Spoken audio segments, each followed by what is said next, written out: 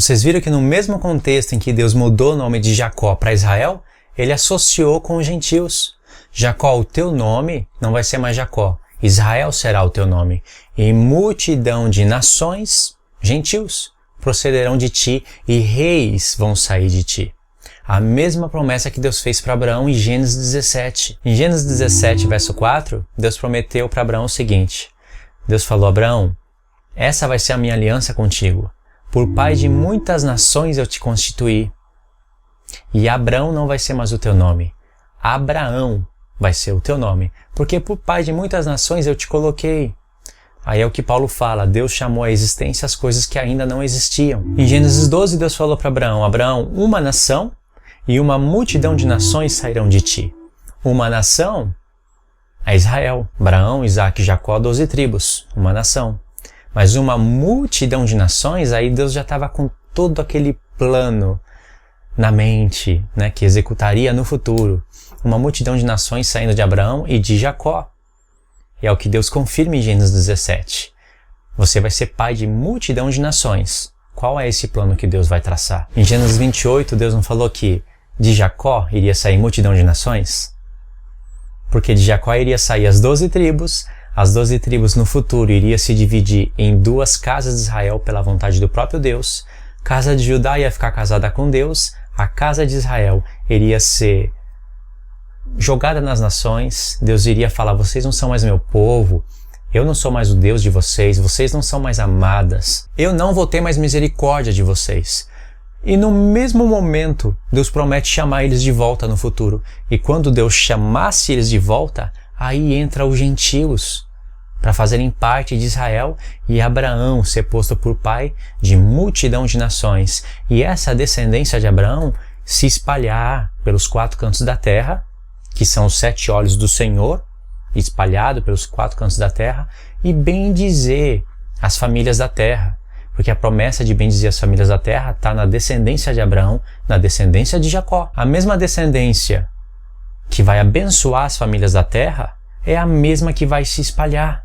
Primeiro Deus fala, vai se espalhar. Depois Deus fala, vocês vão bendizer as famílias da terra. É Cristo em nós. Verso 4, contextualizando. Quanto a mim, será contigo a minha aliança. Será pai de numerosas nações. Abrão já não será o teu nome, e sim Abraão, porque por pai de muitas nações eu te constituí. Te farei fecundo extraordinariamente. A palavra fecundo, no hebraico, é a mesma palavra usada para Efraim. Reis procederão de ti. Isso não está em Gênesis 35?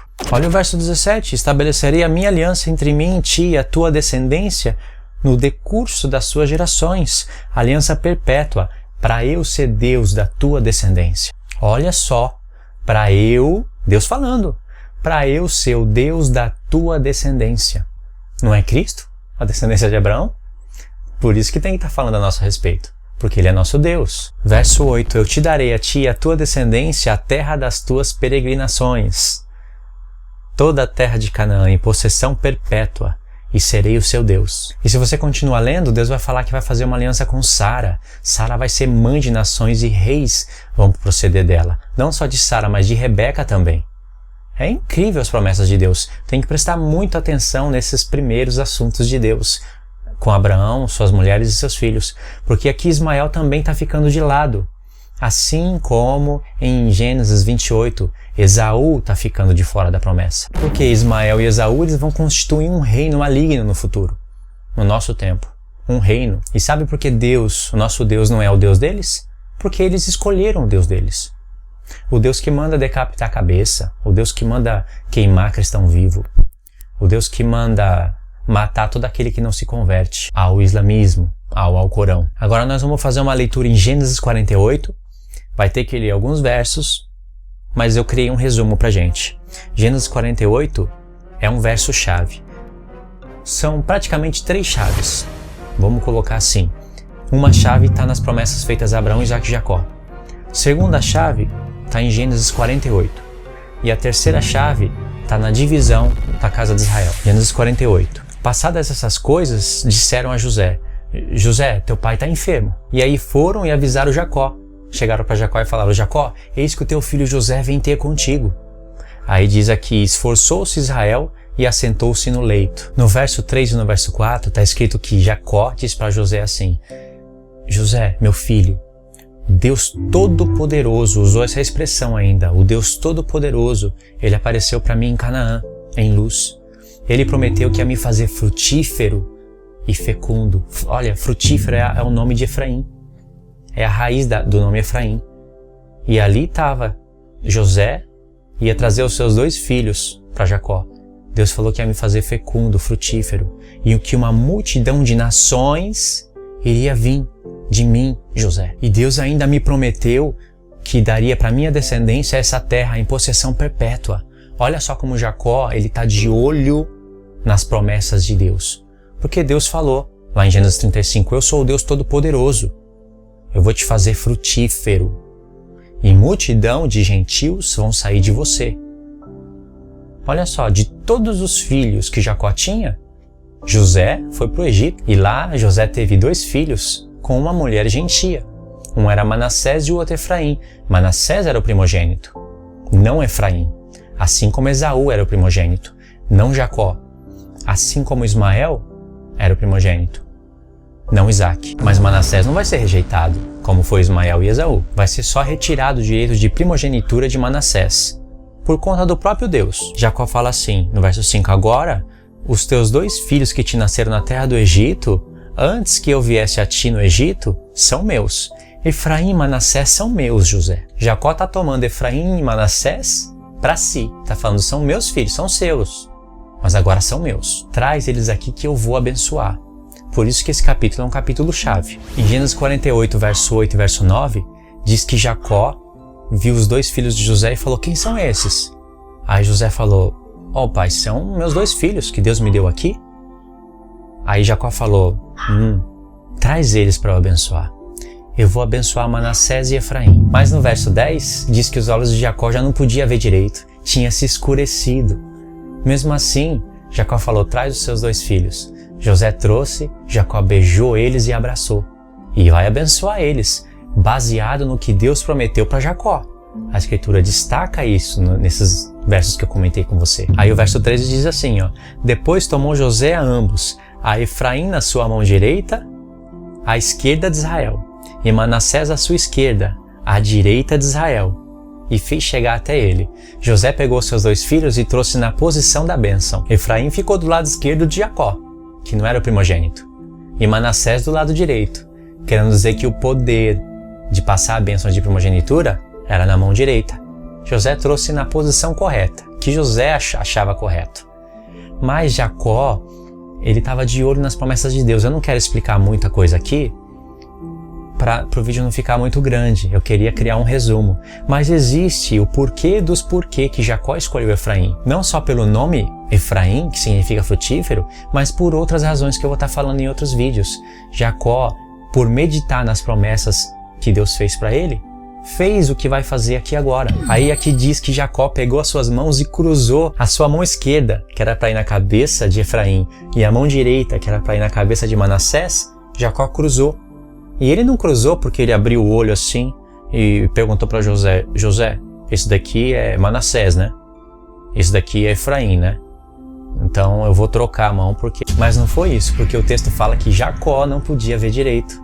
Se o texto não falasse isso, faria sentido a gente imaginar que Jacó perguntou alguma coisa para José ou coisa do tipo.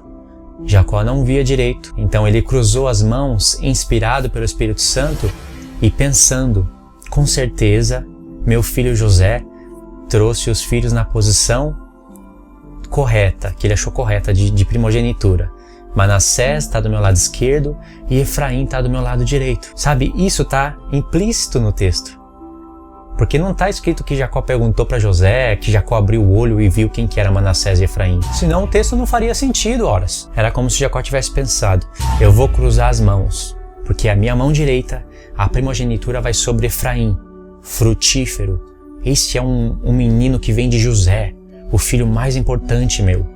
O filho meu que se tornou salvador do mundo. Um filho meu que foi para a terra dos gentios e teve filho com uma gentia. Olha, Jacó associou as coisas. Deus falou, Jacó, eu vou te fazer frutífero. Dos 12 filhos que ele tinha, o único que foi para uma terra estrangeira e se tornou salvador do mundo foi José. Se não fosse José, Israel não estaria aqui hoje. Acho que nem o mundo estaria aqui hoje, porque ele se tornou salvador do mundo, e não só do povo de Israel. José teve 2 filhos ainda, estrangeiros. Um se chamava Frutífero. E Jacó falou, é esse. E o Espírito Santo confirmando com Jacó. Aí Jacó, com as mãos cruzadas, diz que José foi e tirou a mão de Jacó para colocar sobre a cabeça de Manassés. E falou, não pai, esse daqui é o primogênito, Manassés, abençoa ele. Aí sabe o que Jacó falou? Jacó repreendeu a José. Só que olha o que aconteceu antes, no verso 15. E abençoou a José dizendo, o primeiro filho a ser abençoado foi José, porque em Gênesis 49, Jacó vai abençoar os seus filhos, mas em Gênesis 48, Jacó já havia abençoado José, e essa bênção passou para Manassés e Efraim, e a bênção da primogenitura passou para Efraim. E isso tem tudo a ver com as promessas feitas a Abraão, Isaque e Jacó. Abraão vai ser frutífero, vai sair multidão de nações de Abraão, de Jacó também. Aí disse, abençoou José dizendo, o Deus em cuja presença andaram os meus pais Abraão e Isaque, o Deus que me sustentou durante a minha vida até esse dia, o anjo que me livrou de todo mal, abençoe esses rapazes, seja neles chamado o meu nome, o nome dos meus pais Abraão e Isaque, e cresçam em multidão de peixes no meio da terra. Olha só, Manassés e Efraim. Não falou cresçam em multidões de peixes no meio do mar. Falou no meio da terra. Efraim se tornando multidão de peixes no meio da terra. Efraim vai estar relacionado com os gentios. Aí José foi e quis mudar a mão de Jacó para ir na cabeça de Manassés. Aí Jacó repreendeu José e falou assim, eu sei, meu filho, eu sei. Ele também será um povo, também será grande. Contudo, seu irmão menor será maior do que ele. O menor é Efraim. O maior é Manassés, que tem o direito de primogenitura. E a sua descendência será uma multidão de nações. Olha aí, uma multidão de nações procedendo de quem? De José? Pode ser que é filho de José, mas Jacó tomou para ele. Falou, José vai ser meu filho, porque multidão de nações vão sair de mim. Então essa promessa de Jacó se tornar uma multidão de nações e bendizir as famílias da terra passa para Efraim. Por causa desse episódio. Não é à toa que Efraim se torna um reino no futuro e o reino da casa de Israel ainda, as 10 tribos. E tem um segredo aqui. Foi falado que Efraim iria se tornar uma multidão de nações. Eu vou mostrar no aplicativo hebraico. Multidão de nações. Aqui a palavra multidão é a mesma palavra que em outros textos é traduzido como plenitude. Vamos verificar isso agora. Estou gravando com áudio da câmera mesmo. Esse é o aplicativo que eu uso. Aí vamos buscar o livro de Gênesis, capítulo 48, verso 16. Vamos buscar o texto. Aqui o verso 19. Mas seu pai o recusou e disse, eu sei, meu filho, eu sei. Ele também será um povo. Também ele será grande, contudo seu irmão menor será maior do que ele, e a sua descendência será uma multidão de nações. Clicando na palavra multidão, malô no hebraico, multidão, malô no hebraico, plenitude, aquilo que preenche, totalidade, punhado, massa, multidão também cabe, né, aqui na palavra. Mas aí você clica para fazer a pesquisa. Como ela é mais frequentemente traduzida, aí você tem os textos. Cheias de cinza de forno. Êxodo 9:9. Aí Êxodo 16:32. O Senhor ordenou, dele encherás um gomer. Cheio, punhado, que cheios, punhados, números, cheia, Deuteronômio, plenitude. Com o que é mais excelente da terra da sua plenitude. Uma taça cheia de água, poderia colocar uma taça plena de água. É o português que, né, cabe essas palavras no português. Ruja o mar e a sua plenitude. Plenitude, plenitude, plenitude. Isaías capítulo 6, verso 3. Toda a terra está cheia da sua glória. Plenitude da sua glória. Agora que você viu que aqui é plenitude, aqui está falando plenitude das nações, ou seja, dos gentios. Essa expressão plenitude dos gentios aparece em Romanos 11, quando Paulo se refere a todo Israel. E em Romanos 9, onde se originou esse assunto, Paulo está citando Oséias, casa de Israel e casa de Judá, e está citando, portanto, Efraim. É claro que você não deve estar entendendo tudo agora, mas eu prometi que vocês iam ler a carta de Paulo de maneira diferente. E aí está a prova. É claro que ela vai ficando mais visível no decorrer do estudo. Eu não vou lá em Romanos agora, né? Efraim iria se tornar uma multidão de peixes no meio da terra e a plenitude dos gentios. Você acha que isso está escrito por acaso? No Novo Testamento, vem Jesus. E ele vem bem na hora em que Pedro estava lançando a rede no mar para pescar. Rede no mar. Mar fala de nações. Aí Pedro tentou pescar, não saía peixe. Jesus falou, olha, joga a rede pro lado tal do mar. Pedro obedeceu e veio muitos peixes. Pedro falou, Senhor, afasta de mim porque eu sou pecador. Aí o Senhor falou, Pedro, não tenha medo. A partir de hoje eu vou fazer de você pescadores de homens. Associou homens com peixe, rede com evangelho, mar com nações. O cenário era propício para Jesus revelar. Era como se Jesus estivesse falando para Pedro, você vai se tornar pescadores de homens no meio da terra. Ou seja, Pedro, você vai pescar gentios. Você vai ser o primeiro a pregar o evangelho para os gentios. Através de você, os gentios, que é Efraim, vão retornar. E Pedro está falando disso na sua carta. Não tem como eu parar aqui para ler Pedro. Mas Pedro citou o profeta Oséias na carta que ele escreveu para os gentios. Citou o profeta Oséias e Oséias está falando de Efraim e Judá, das duas casas de Israel.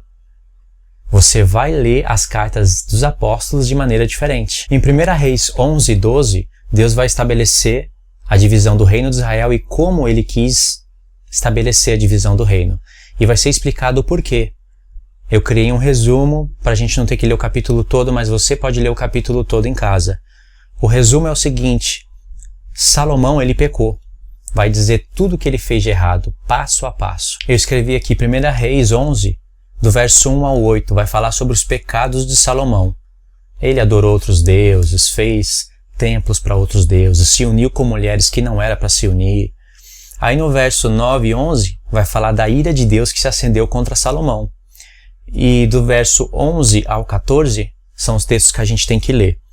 É um resumo, né? Aí está escrito assim, por isso disse o Senhor a Salomão, visto que assim procedesse e não guardaste a minha aliança, nem os meus estatutos que eu te mandei, tirarei de ti este reino e darei a teu servo. Só que eu não vou fazer isso nos teus dias, por amor a Davi, teu pai, mas da mão do teu filho eu vou tirar o reino. Aí no verso 13 vem o mistério, porque Deus falou para Salomão, eu vou tirar o reino de você e vou dar para o seu servo, não falou nem para o seu filho, falou servo, mas eu não vou fazer nos teus dias, eu vou fazer nos dias do teu filho. Eu vou tirar o reino do teu filho e vou dar para o teu servo. Eu vou deixar uma tribo com o teu filho por amor a Davi, o meu servo, e por amor de Jerusalém que eu escolhi. Então o reino ia ser passado para Roboão. Deus não ia fazer isso nos dias de Salomão. O reino passa para Roboão e de Roboão Deus tira o reino e dá para Jeroboão, de Efraim. Mas uma tribo fica com Roboão, de Judá. Aí não fica difícil fazer as contas, né? 10 tribos com Efraim, com Jeroboão, uma tribo com Roboão, Judá, tá faltando uma tribo. A escritura vai mostrar onde que está essa tribo. Aí pulando no verso 26 diz o seguinte, Jeroboão, filho de Nebate, efraimita. Por que tem que ser efraimita?